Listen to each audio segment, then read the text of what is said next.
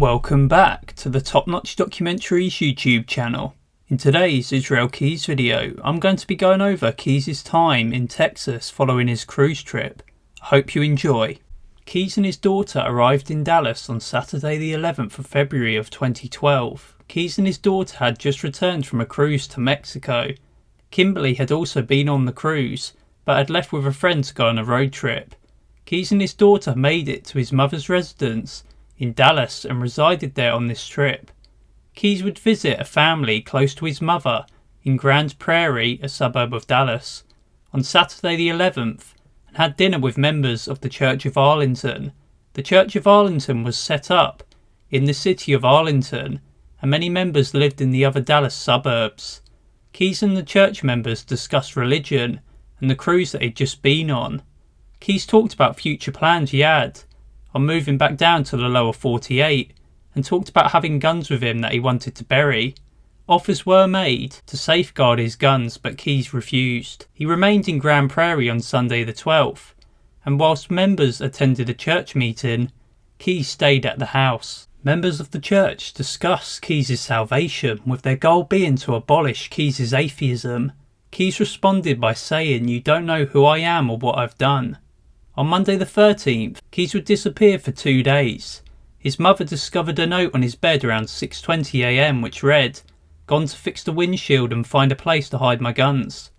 Later on that day, Keys sent a text message to his family telling them that he'd gotten stuck in the mud in the middle of nowhere. At 8:34 PM, his family responded by telling him that if he could figure out any distinct landmarks, then they would come and pick him up. He didn't respond. With no contact made with Keys, his family waited on his replies but received none that evening. On Tuesday the 14th, the day that Keys and his daughter were scheduled to return to Alaska, Keys sent a message about him being at a mall in Cleburne, Texas. At 5:41 PM, his family messaged him, "Do you know which mall you're at?" Keys' family soon found Keys on Wednesday the 15th. He appeared dishevelled and was full of excuses. He'd run out of gas. His cards had been frozen. He had no money.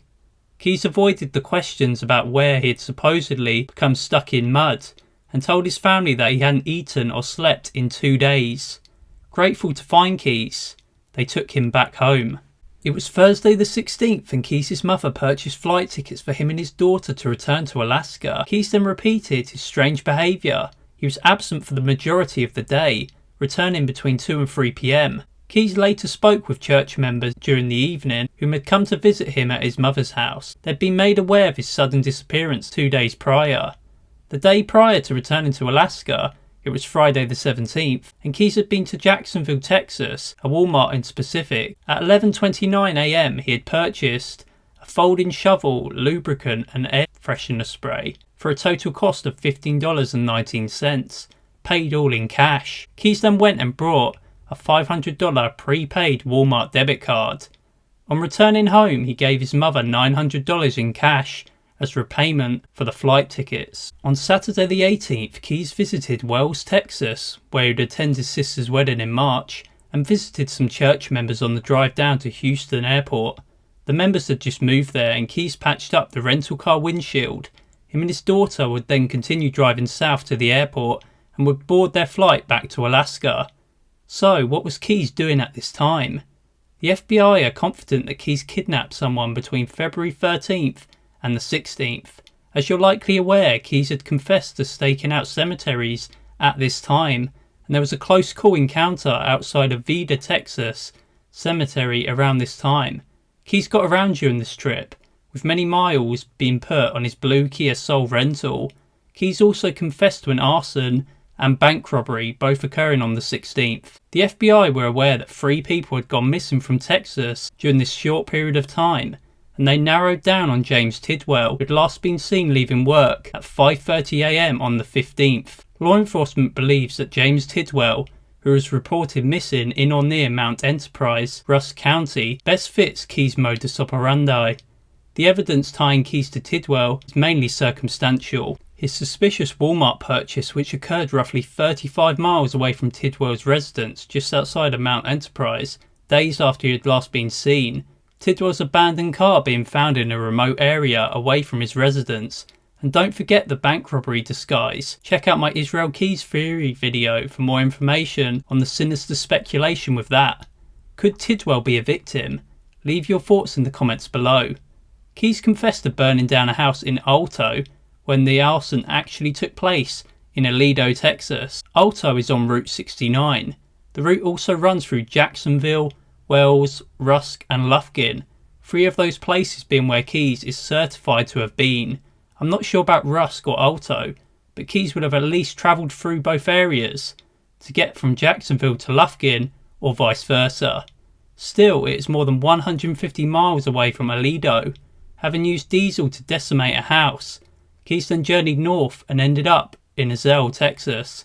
Here is the report of the Ezell bank robbery. At around 1:50, a suspect wearing a white construction helmet, a white or blue painter's mask, canvas work gloves, glasses and faded blue jeans and white sneakers entered the bank holding a handgun. The suspect began yelling at everyone inside the bank to get on the ground. The suspect noticed the teller not complying quickly to the instructions and pointed the gun at her, ordering her to comply with his demands. The suspect then shouted, "No alarms, no police calls, no die packs, no tracers. Place all the money on the counter." The suspect began putting the money into his green bag whilst maintaining control of his handgun. "Where's the rest of the money? And how do I get into the vault?" "We don't have access to the vault," one teller said. The suspect still attempted to gain access to the vault, but could not do so because employees didn't have access themselves. Not wanting to remain in the bank for a prolonged period of time, the suspect then stated that if anyone in the bank attempted to call police, he would return. Prior to robbing the bank, Keyes was spotted standing next to a dark coloured Kia Soul. Both plates were covered in mud and no other part of the vehicle was dirty. A bank employee saw a man speaking to Keyes. Keyes was smoking a cigar and drinking an energy drink. After the robbery, he made his way back to his mother's house. He dumped the robbery clothing into dumpsters along the way and arrived back at her house between 2 and 3 p.m.